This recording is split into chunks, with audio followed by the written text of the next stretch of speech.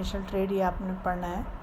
तो सबसे पहले तो आपको ये जानना आवश्यक है कि इंटरनेशनल ट्रेड क्यों किया जाता है, अंतर्राष्ट्रीय व्यापार आपका क्यों होता है और अंतर्राष्ट्रीय व्यापार को देने के लिए कौन कौन से आपके अर्थशास्त्रियों ने आपका महत्वपूर्ण योगदान प्रदान किया।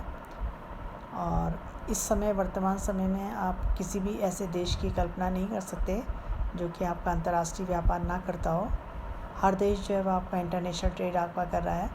तो इंटरनेशनल ट्रेड को बढ़ाने के लिए, अंतर्राष्ट्रीय व्यापार को बढ़ाने के लिए अनेकों प्रकार के आपकी संस्थाएं स्थापित की गई हैं और अनेकों प्रकार के मौद्रिक संस्थाएं आपकी बनाई गई हैं जो कि आपको सहयोग प्रदान करती हैं। तो ऐसी स्थिति में आपको इस पेपर में मैं आपको ये बताऊंगी कि इंटरनेशनल ट्रेड क्यों आपकी इकोनॉमी के लिए आवश्यक है, अंतर्राष्ट्रीय व्यापार किस प्रकार से आपका किया जाता है, कौन कौन से सिद्धांत इसके अंतर्गत आपके दिए गए हैं, कौन कौन सी थ्योरीज़ आपने इसके अंतर्गत आपने पढ़नी है और इसके अंतर्गत आपके अंतर्राष्ट्रीय व्यापार को बढ़ाने के लिए कौन कौन से आपके प्रयास किए जा रहे हैं, ये सब आपको इसके अंतर्गत आपको पढ़ना है। तो ये आपको जितना भी मैं पढ़ाऊँगी कि आपको वो सब आपको इंटरनेशनल ट्रेड से संबंधित ही आपको मैं पढ़ाऊँगी। तो इस पेपर को ये आपका सेकंड पेपर है और इस पेपर पे आपके एक हिस्सा आप पढ़ेंगे थर्ड सेमेस्टर में और एक पढ़ेंगे आप फोर्थ सेमेस्टर में। तो थर्ड सेमेस्टर में जो आपको पढ़ना है उसमें आपके बहुत सारे सिद्धांत हैं, जिसमें कि आपका एक सिद्धांत है डेविड रिकार्डो का सिद्धांत है, फिर इसमें हैबलर की थ्योरी भी आपकी आती है और हेक्सचर-ओहली की थ्योरी भी मैं आपको इसके अंतर्गत पढ़ाऊँगी और टर्म्स ऑफ ट्रेड, व्यापार की शर्तें क्या हैं और इंटरनेशनल ट्रेड से क्या आपको फ़ायदे होते हैं, क्या आपको नुकसान होते हैं। और इसके अलावा विभिन्न देशों के बीच में जो व्यापार है कि वो आपका स्वतंत्र व्यापार हो रहा है या आपका नियंत्रित व्यापार हो रहा है, इस संबंध में सरकार के द्वारा क्या नियम आपके बनाए जाते हैं। अनेकों प्रकार के आपके टैरिफ लगाए जाते हैं, आपके तट कर लगाए जाते हैं, जिससे कि कोई दूसरा देश आपके देश में आसानी से जो है वस्तुओं को निर्यात ना कर सके, तो टैरिफ पड़ेंगे इसके अंतर्गत। इसके अलावा कोई भी देश अपने यहाँ बैलेंस ऑफ पेमेंट को इक्विलिब्रियम में लाने के लिए इंपोर्ट कोटा लगाता है, आयात कर लगाता है, वो भी इसके अंतर्गत आपको देखना है। एक पक्षी और द्विपक्षीय व्यापार आपको इसके अंतर्गत आपको देखने हैं। इसके अलावा कि विभिन्न देश आज क्या कर रहे हैं, आपकी यूनियन बना ले रहे हैं और जो देश यूनियन के मेंबर होते हैं वो तो आपस में फ्री ट्रेड करते हैं, परंतु यूनियन से बाहर के जो देश हैं उनके साथ उनके अनेकों प्रकार के नियंत्रण व्यापार पर लगाए जाते हैं, यानी कि जिसमें कि आप कस्टम यूनियन भी आप पढ़ेंगे। और इसके अंतर्गत आपको जो है इंटरनेशनल ट्रेड से संबंधित जितनी भी आपकी समस्याएं हैं, जो भी आपके सामने प्रॉब्लम्स आ रही हैं, उन सब की स्टडी आप इसके अंतर्गत आप करेंगे। तो जैसे कि आपको नाम से ही मालूम चल रहा होगा, अंतर्राष्ट्रीय अर्थशास्त्र, यानी कि इसके अंतर्गत आपको अंतर्राष्ट्रीय अर्थशास्त्र के अंतर्गत ही आपकी इंटरनेशनल ट्रेड भी है, यानी कि अंतर्राष्ट्रीय व्यापार किस प्रकार से आपका किया जाता है, आयात निर्यात की क्या आपकी पॉलिसी है, इस सब को आपने इसके अंतर्गत आपको देखना है। तो अंतर्राष्ट्रीय अर्थशास्त्र का जो संबंध है वो किससे होता है, विभिन्न राष्ट्रों के बीच में जो है आपके आर्थिक संबंधों को लिए बनाए रखने के लिए या उनकी पारस्परिक जो निर्भरता है, यानी जो डिपेंडेंसी है, उसका अध्ययन आप इंटरनेशनल इकोनॉमिक्स के अंतर्गत करते हैं। इंटरनेशनल इकोनॉमिक्स के अंतर्गत क्या अध्ययन करते हैं कि विभिन्न देशों के बीच में क्या आपके आर्थिक संबंध हैं तथा विभिन्न देश जो हैं एक दूसरे के ऊपर कितनी अधिक मात्रा में उनकी डिपेंडेंसी है, कितनी मात्रा में आपकी निर्भरता है, इन सब की जो स्टडी है वो आप करेंगे अंतर्राष्ट्रीय अर्थशास्त्र के अंतर्गत आप इसको आप पढ़ेंगे।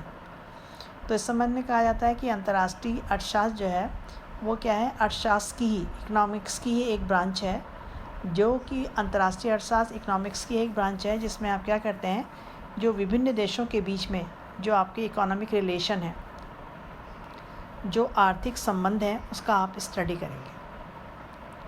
तो इसके अंतर्गत जो अंतर्राष्ट्रीय अर्थशास्त्र के अंतर्गत आप क्या करेंगे, विभिन्न देशों के बीच में जो आपके इकोनॉमिक रिलेशन है, अंतर्राष्ट्रीय आपके संबंध है, यानी कि कौन देश आयात कर रहा है, कितनी मात्रा में कर रहा है, स्वतंत्र व्यापार हो रहा है कि नियंत्रित व्यापार हो रहा है, दो देशों के बीच में आपस में क्या संबंध है, इन सब का अध्ययन आप किसके अंतर्गत करेंगे, अंतर्राष्ट्रीय अर्थशास्त्र के अंतर्गत आप करेंगे। तो कहते हैं कि जितनी भी प्रकार की इकोनॉमिक्स एक्टिविटीज़ होती हैं, जितनी भी आपकी आर्थिक क्रियाएं हैं, उनका आधार, उनका जो बेस है वो क्या है, चाहे वो आपका आंतरिक हो, चाहे वो आपका आंतरिक व्यापार हो, चाहे वो अंतर्राष्ट्रीय व्यापार हो, तो उसमें क्या होता है कि उसका बेस क्या है कि आंतरिक और अंतर्राष्ट्रीय वस्तुओं और सेवाओं के बदले में आप अन्य वस्तुएं और सेवाएं कितनी प्राप्त कर सकते हैं। यानी कि दो देशों के बीच में जो इकोनॉमिक आपकी एक्टिविटीज़ हो रही हैं चाहे तो उसमें आप ये देखते हैं कि हम कितनी मात्रा में दे रहे हैं और कितनी मात्रा में हम ले रहे हैं।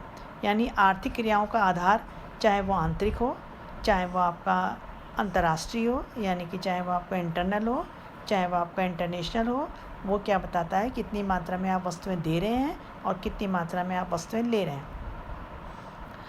तो कहते हैं कि अंतर्राष्ट्रीय अर्थशास्त्र के जो अंदर है, आप क्या करते हैं कि राष्ट्रों के बीच में वस्तुओं और सेवाओं के लेन देन में जो समस्याएं आपकी उत्पन्न हो रही हैं, यानी कितनी मात्रा में आप आयात कर रहे हैं, कितनी मात्रा में आप निर्यात कर रहे हैं, उस संबंध में जो भी प्रॉब्लम्स आपकी आ रही हैं, उनसे संबंधित जितनी भी समस्याएं हैं उनका स्टडी हम किसके अंतर्गत करेंगे, इंटरनेशनल इकोनॉमिक्स के अंतर्गत करेंगे। यानी कि कुल मिलाकर आप कह सकते हो कि आयात निर्यात के लिए जो भी आपकी नीतियाँ बनाई जाएंगी, आयात निर्यात आर्थिक क्रियाएं जो भी आपकी की जाएंगी, उन सब का अध्ययन हम किसके अंतर्गत करेंगे, अंतर्राष्ट्रीय जो अर्थशास्त्र के अंतर्गत हम करेंगे। तो कहते हैं कि अंतर्राष्ट्रीय अर्थशास्त्र का जो संबंध है वो किससे है, आपका वस्तुओं और सेवाओं के, वस्तुओं सेवाओं या कोई आपका उपहार है या कोई आपकी पूंजी है या कोई आपकी बहुमूल्य आपकी धातुओं का ये विनिमय से है, यानी कितनी मात्रा में आप दे रहे हैं, कितनी मात्रा में आप ले रहे हैं। तो कहते हैं उन सब का जो एक दूसरे को लेना और देना है, उसका जो हस्तांतरण किया जाता है उसका अध्ययन आप अंतर्राष्ट्रीय अर्थशास्त्र के अंतर्गत आप करेंगे। तो कहते हैं कि अंतर्राष्ट्रीय अर्थशास्त्र जो है उन नियमों को, उन संस्थाओं को या उन एक्टिविटीज़ का आपका विश्लेषण करेगा जो क्या करेगा, आपका दो देशों के बीच में व्यापार को आपका निर्धारित करता है। तो अंतर्राष्ट्रीय अर्थशास्त्र के अंतर्गत ही हम इंटरनेशनल ट्रेड का भी हम अध्ययन करेंगे, क्योंकि अंतर्राष्ट्रीय अर्थशास्त्र का मतलब है कि अंतर्राष्ट्रीय हम कितनी मात्रा में दे रहे हैं, कितनी मात्रा में हम ले रहे हैं, कौन कौन सी इकोनॉमिक आपकी एक्टिविटीज़ हो रही हैं, कितनी मात्रा में वस्तुओं और सेवाओं का लेन देन आप कर रहे हैं और कितनी मात्रा में आप बहुमूल्य पदार्थों का आप लेन देन कर रहे हैं। उससे संबंधित जो आपकी जितनी भी आपके एक देश के निवासियों का दूसरे देश के निवासियों से जो वस्तुओं का आदान प्रदान आपका हो रहा है, उन सब के लिए जो भी आपके नियम बनाए गए हैं, जो भी संस्थाएं आपकी काम कर रही हैं, उन सब का स्टडी हम किसके अंतर्गत करते हैं, अंतर्राष्ट्रीय अर्थशास्त्र के अंतर्गत हम करते हैं। तो अंतर्राष्ट्रीय अर्थशास्त्र का जो आधार है, जो बेस है, वो क्या है, आपका अंतर्राष्ट्रीय व्यापार है। क्योंकि मैं अभी आपको इंटरनेशनल इकोनॉमिक्स के बारे में बता रही हूँ, अंतर्राष्ट्रीय अर्थशास्त्र का जो बेस है वो क्या आपका अंतर्राष्ट्रीय व्यापार है। यही कारण है कि हम क्या करते हैं कि अंतर्राष्ट्रीय अर्थशास्त्र और अंतर्राष्ट्रीय व्यापार में हम कोई अंतर नहीं करते। यानी जब मैं आपको इंटरनेशनल इकोनॉमिक्स कह रही हूँ या इंटरनेशनल ट्रेड कह रही हूँ, दोनों में कोई अंतर नहीं है, क्योंकि अंतर्राष्ट्रीय अर्थशास्त्र इंटरनेशनल इकोनॉमिक्स का जो बेस है वो आपका इंटरनेशनल ट्रेड ही है। यानी कि जब मैं आपको एक इंटरनेशनल इकोनॉमिक्स के बारे में बात करूँगी तो मैं इंटरनेशनल ट्रेड के बारे में बात करूँगी। कहने का मतलब है कि अंतर्राष्ट्रीय अर्थशास्त्र में और अंतर्राष्ट्रीय व्यापार में कोई भी आपका अंतर नहीं किया जा सकता। तो आप कह सकते हो कि जो अंतर्राष्ट्रीय जो आपका अर्थशास्त्र है उसमें मुख्यतः साधनों और सेवाओं, अंतर्राष्ट्रीय अर्थशास्त्र के अंतर्गत जो आपके फैक्टर्स हैं या जो आपकी सर्विसेज हैं या जो आपकी वस्तुओं और के जो इंटरनेशनल आपका ट्रांसपोर्ट हो रहा है, उसका अध्ययन आप इसके अंतर्गत करेंगे। तो अंतर्राष्ट्रीय अर्थशास्त्र के अंतर्गत आप वस्तुओं और सेवाओं के संबंध में जो भी आपका या साधनों के संबंध में जो भी आपका इंटरनेशनल प्रवाह हो रहा है, यानी एक कंट्री से दूसरे कंट्री में जो वस्तुएं जा रही हैं या जो सेवाएं जा रही हैं या जो आपके साधन जा रहे हैं या फैक्टर्स जा रहे हैं, उन सब का अध्ययन हम किसके अंतर्गत करेंगे, इंटरनेशनल इकोनॉमिक्स के अंतर्गत करेंगे। और साथ ही हम ये भी देखेंगे कि जो इंटरनेशनल जो हम वस्तुओं और सेवाओं को एक कंट्री से दूसरे कंट्री में हम भेज रहे हैं, उससे हमारी इकोनॉमी में रहने वाले लोगों के जो वेलफेयर है उस पर क्या आपका असर पड़ रहा है। साथ ही हम ये कह सकते हैं घरेलू जो उपभोक्ता हैं उनके कल्याण पर पड़ने वाले प्रभावों का अध्ययन भी हम किसके अंतर्गत करते हैं, अंतर्राष्ट्रीय अर्थशास्त्र के अंतर्गत ही हम करते हैं। तो कहते हैं कि इसके लिए सरकार के द्वारा अनेकों प्रकार के नियम बनाए जाते हैं। तो कहते हैं कि अनेकों प्रकार के जो नियम बनाए गए हैं उन सब का अध्ययन जो है वह हम इसके अंतर्गत आप करेंगे, किसके अंतर्गत करेंगे? इंटरनेशनल इकोनॉमिक्स के अंतर्गत हम करेंगे।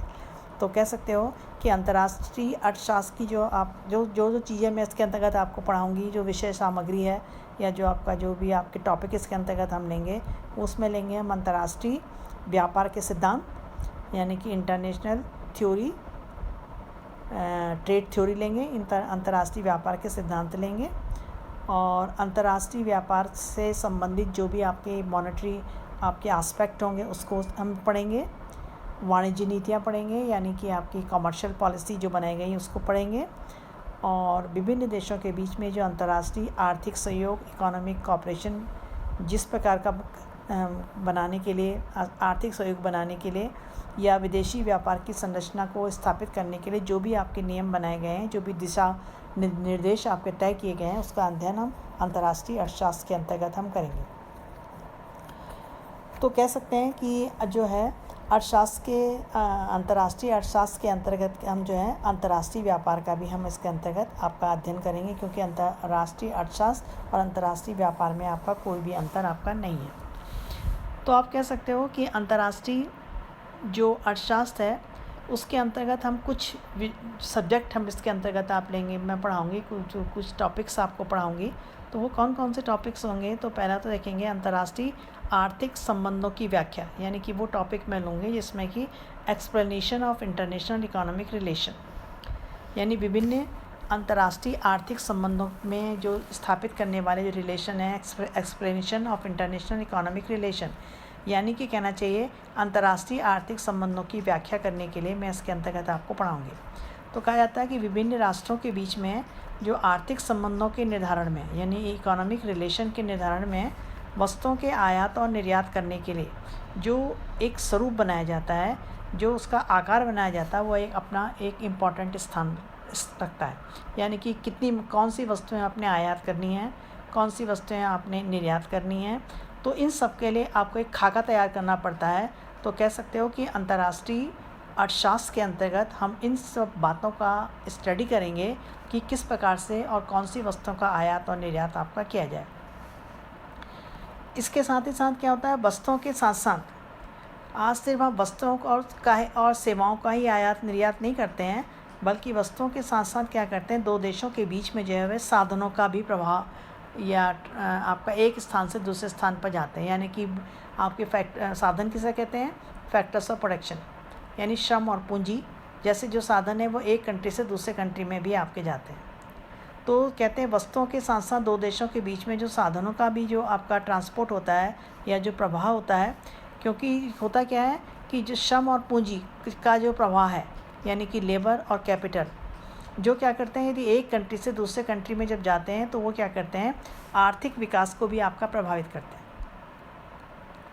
जब लेबर एक कंट्री से दूसरे कंट्री में जा रहा है, पूंजी एक देश से दूसरे देश में जा रही है, तो इससे आपका इकोनॉमिक डेवलपमेंट भी आपका प्रभावित होता है।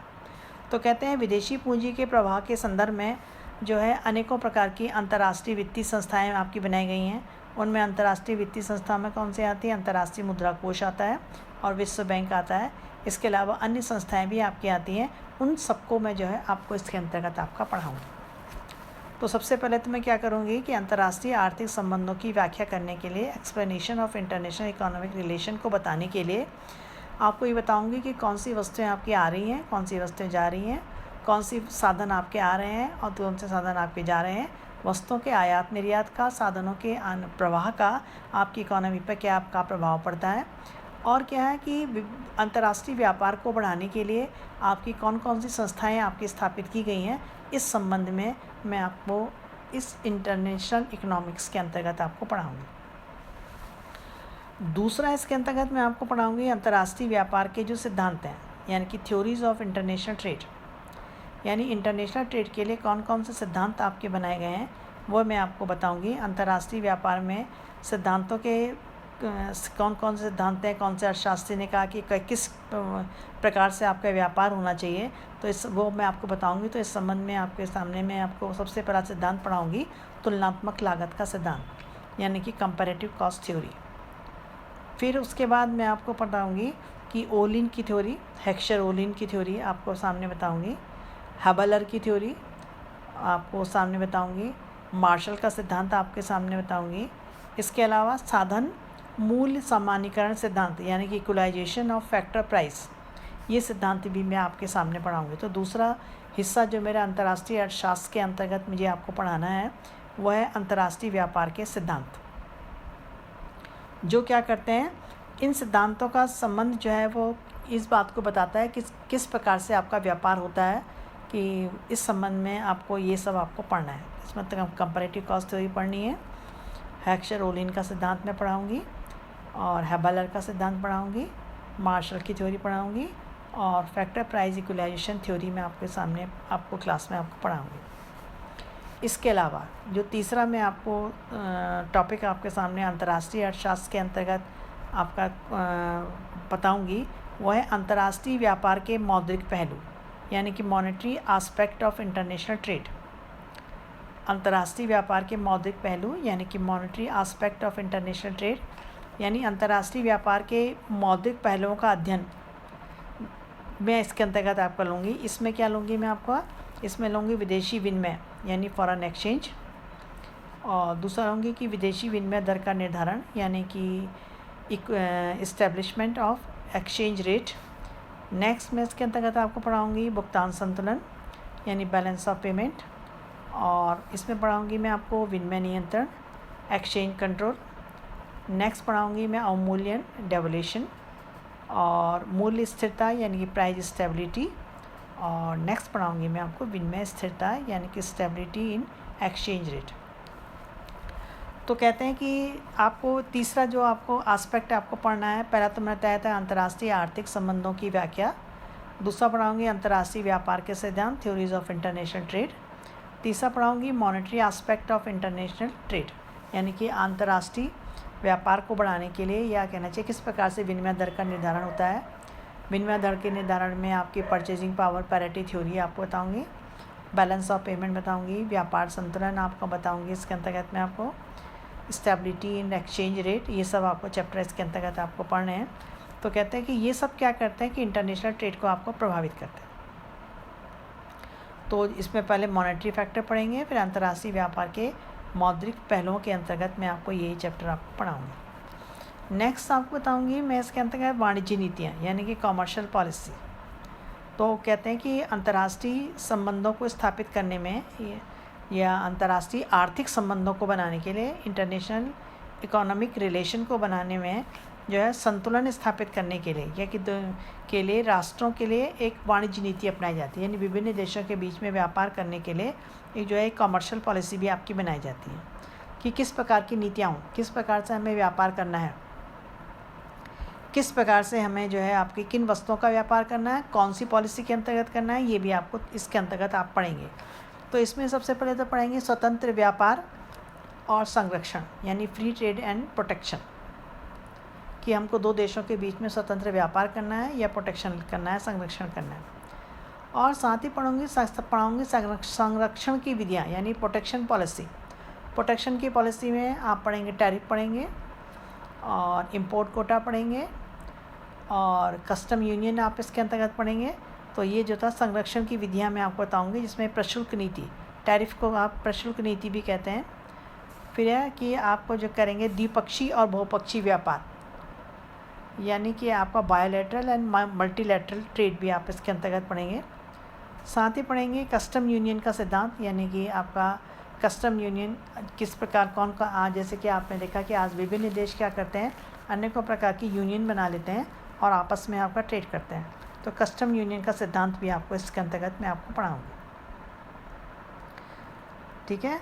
नेक्स्ट है अंतर्राष्ट्रीय आर्थिक सहयोग यानी कि इंटरनेशनल इकोनॉमिक कोऑपरेशन। तो क्या जो विभिन्न देशों के बीच में क्या है अंतर्राष्ट्रीय आर्थिक सहयोग करने के लिए विभिन्न देशों ने अनेकों प्रकार के आपके समझौते किए हुए हैं और समझौते कर रखे हैं, जिसके परिणाम स्वरूप क्या हुआ कि अनेकों प्रकार के आपके संगठन बन गए।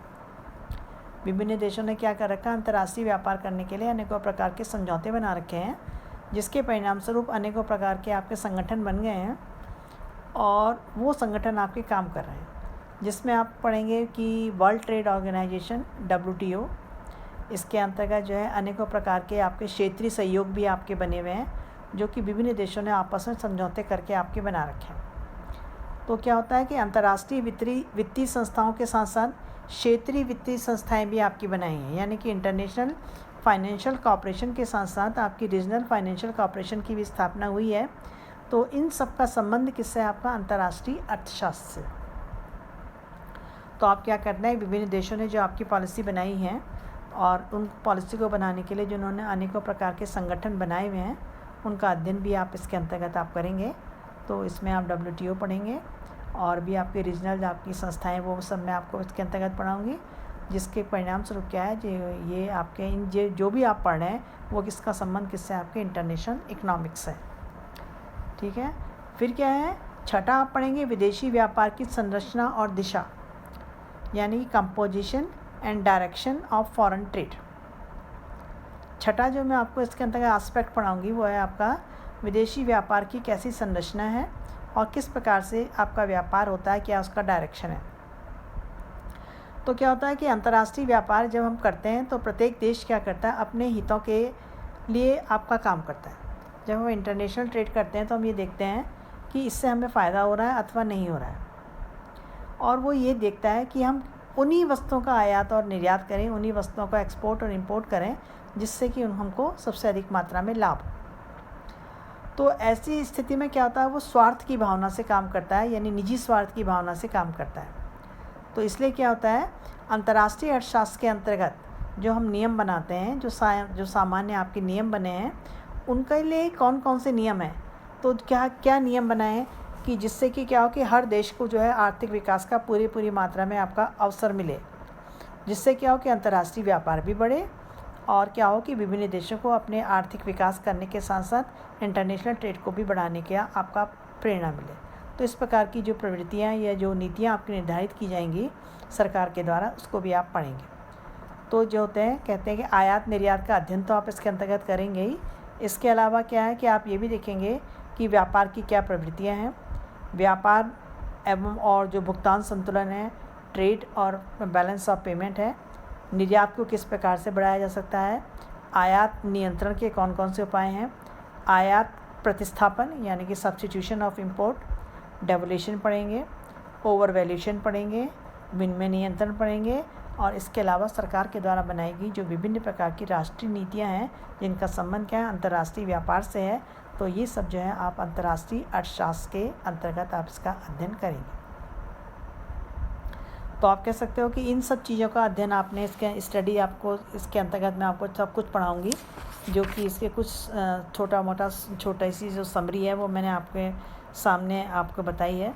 तो कह सकते हो कि अंतर्राष्ट्रीय अर्थशास्त्र के अंतर्गत जो है ये सब आपको पढ़ना है।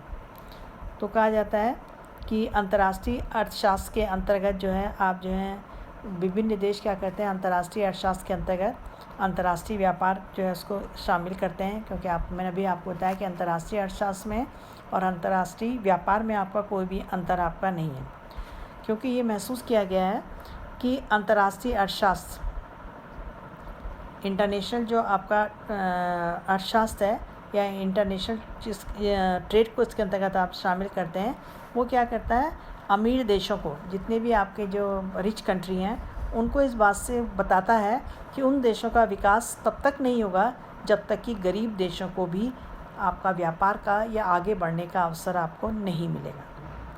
जब तक गरीब देश आपके आगे नहीं आएंगे तब तक अमीर देशों की समृद्धि कैसी है वो आपकी स्थायी नहीं है।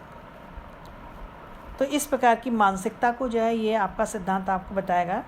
इसके अलावा क्या है कि विश्व में स्थायी संपन्नता के लिए जो है क्या करना पड़ेगा कि विभिन्न देशों के बीच में जो है वो आपका इंटरनेशनल कोऑपरेशन, अंतर्राष्ट्रीय सहयोग जो है वो अत्यंत आवश्यक है। जब तक इंटरनेशनल कोऑपरेशन नहीं होगा विश्व में जो है वो आपकी समृद्धि या संपन्नता आपकी नहीं आ सकती, क्योंकि ये जो है आपका क्योंकि ये तभी संभव है क्योंकि कोई भी देश जो होता है सभी साधन उसके पास पर्याप्त मात्रा में नहीं होते, हर देश के पास हर साधन नहीं है।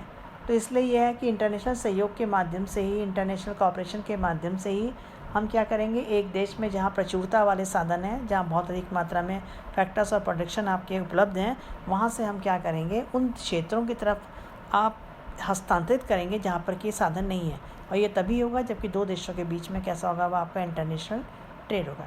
तो कहते हैं साधनों के प्रवाह के कारण ही आज विकसित देशों में जो है आपका उत्पादन बढ़ा है। जब फैक्टर्स ऑफ प्रोटेक्शन एक स्थान से दूसरे स्थान पर जा रहे हैं तभी क्या हुआ, आपके उत्पादन बढ़ा है। यदि राष्ट्र आर्थिक प्रगति करना चाहता है, यदि कोई भी देश अपना विकास करना चाहता है तो उसको क्या करना पड़ेगा, पारस्परिक सहयोग की उसको आवश्यकता होगी, यानी एक दूसरे की सहयोग की आपकी आवश्यकता होगी।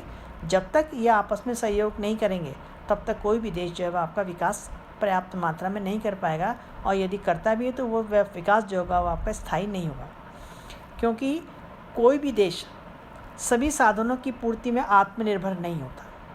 कोई भी देश जो है वह आपका हर फैक्टर्स ऑफ प्रोटेक्शन उसके पास पर्याप्त मात्रा में नहीं है।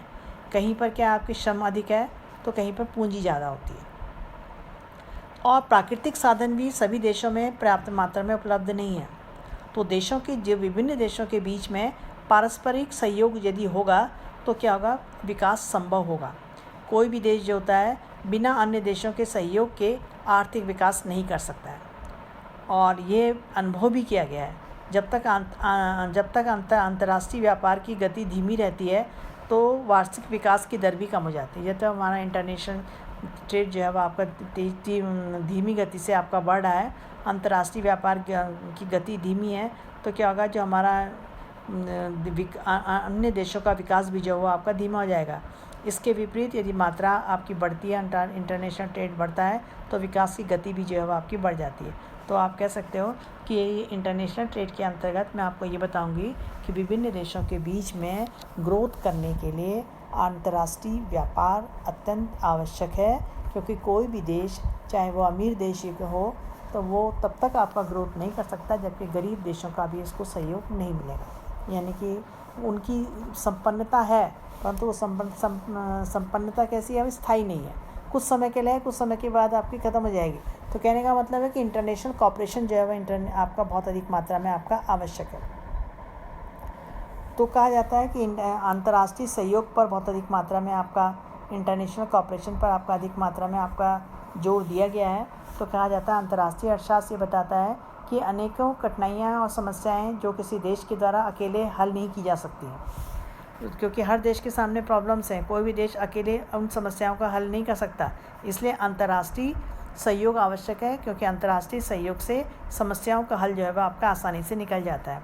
तो कहा जाता है कि अंतर्राष्ट्रीय अर्थशास्त्र की सहायता से जो विभिन्न मौद्रिक प्रणालियों के कार्य करने की जो प्रक्रिया हम समझते हैं, जो इंटरनेशनल कॉपरेशन है, वो आपका क्या अंतर्राष्ट्रीय सहयोग प्रदान करने के लिए, जैसे आपने इंटरनेशनल मॉनेटरी फंड की स्थापना की गई है, विश्व बैंक की आपकी स्थापना की गई है, जिससे जो ये बताता है कि जिस समय हमको पैसे की दूसरे देश की करेंसी की आवश्यकता होती है तो उस समय हमको इंटरनेशनल मॉनेटरी फंड या विश्व बैंक से जो है हमको लोन मिलता है। तो हम क्या करते हैं, अंतर्राष्ट्रीय उस देश से भी हम व्यापार कर सकते हैं। तो कह सकते हो स्वतंत्र व्यापार और मुद्राओं के जो परिवर्तनशीलता है, जो आपकी जो है कन्वर्टिबिलिटी है, वो भी जो है आपके बहुत अधिक मात्रा में आपकी आवश्यक है। तो इसलिए कहते हैं कि इसके अंतर्गत आपका जो है अंतर्राष्ट्रीय अर्थशास्त्र के अंतर्गत हम ऐसी समस्याओं का अध्ययन करेंगे जो कि आपकी इंटरनेशनल ट्रेड के विकास में आपकी बाधाएं पहुंचाती हैं। तो किस प्रकार से आप अंतर्राष्ट्रीय व्यापार को बढ़ा सकते हैं, तो यही आपको अंतर्राष्ट्रीय अर्थशास्त्र के अंतर्गत आपको पढ़ना है। और इसके अलावा जो है साधनों की में जो गतिहीनता है, क्यों एक कंट्री से दूसरे कंट्री में आपकी साधन नहीं जा रहे हैं, या विभिन्न देशों की जो विभिन्न आपकी राष्ट्रीय नीतियां हैं, या विभिन्न देशों में आपके अलग अलग मुद्राएं हैं, या व्यापार पर आपने प्रत्यक्ष और परोक्ष रूप से जो आपके कंट्रोल, डायरेक्ट और इनडायरेक्ट जो आपके कंट्रोल लगा रखे हैं, या विनिमय दर का जो निर्धारण है, या विदेशी विनिमय की जो समस्या है, इन सब समस्याओं को हम अंतर्राष्ट्रीय अर्थशास्त्र के अंतर्गत हम इसका अध्ययन करेंगे, स्टडी करेंगे। तो ये सब आपको इंटरनेशनल इकोनॉमिक्स के अंतर्गत आपको पढ़ना है। तो इंटरनेशनल इकोनॉमिक्स के अंतर्गत आपको जो है ये जो इंटरनेशनल ट्रेड है वह अंतर्राष्ट्रीय अर्थशास्त्र की उसका ही एक बदला हुआ रूप है। तो कह सकते हो अंतर्राष्ट्रीय अर्थशास्त्र के अंतर्गत आपको क्या करना है, अनेकों सिद्धांत भी मैं पढ़ाऊँगी आपको इसके अंतर्गत, और इसके अंतर्गत आपको विभिन्न जो आपके मौद्रिक पहलू हैं वो बताऊँगी, और साथ ही क्या है कि आपकी कॉमर्शियल पॉलिसी ही बनाई जाती है वो बताऊँगी, इंटरनेशनल इकोनॉमिक कॉपरेशन के बारे में आपको बताऊँगी। तो आप कह सकते हो कि अंतर्राष्ट्रीय अर्थशास्त्र के अंतर्गत आपको इन सब चीज़ों का आपको अध्ययन करना है, अनेकों सिद्धांत आपको उसके अंतर्गत पढ़ने हैं। और क्योंकि इंटरनेशनल ट्रेड के बिना जो है कोई भी देश आपका विकास नहीं कर सकता। अंतर्राष्ट्रीय व्यापार आज के युग की आपकी मुख्य आवश्यकता है। तो इसके अंतर्गत आप ये सब पढ़ेंगे, तो मैं सिलेबस में आपको भेज दूँगी इसमें। और इसके अंदर किताबें मैंने आपको बता दी हैं। JC सिंघल की किताब ले लीजिएगा, अंतर्राष्ट्रीय अर्थशास्त्र है। बल्ला अग्रवाल की किताब है, अंतर्राष्ट्रीय अर्थशास्त्र है। और इसके अंतर्गत आपकी मैंने TT सेठी की किताब भी है। TT सेठी की किताब इसके अंतर्गत आप देख लीजिएगा। इसका नाम भी है अंतर्राष्ट्रीय अर्थशास्त्र है आपका। इसके अलावा आपको मैंने बताया था ML झिंगन की, ये हिंदी में भी है अंतर्राष्ट्रीय अर्थशास्त्र और इंग्लिश में भी है। इसको आप देख लीजिएगा। ये वृंदा पब्लिकेशन की किताब है, इसको आप देखिएगा। और इसमें आपको इसी किताब से आप पढ़ के आप अपना जो भी सिलेबस है मैं आपको बताऊंगी। तो यदि ये आप देख लीजिएगा, कल को नेक्स्ट जो मैं आपको पढ़ाऊंगी वो बताऊंगी मैं आपको इंटरनेशनल ट्रेड। ठीक है, ओके, बाय।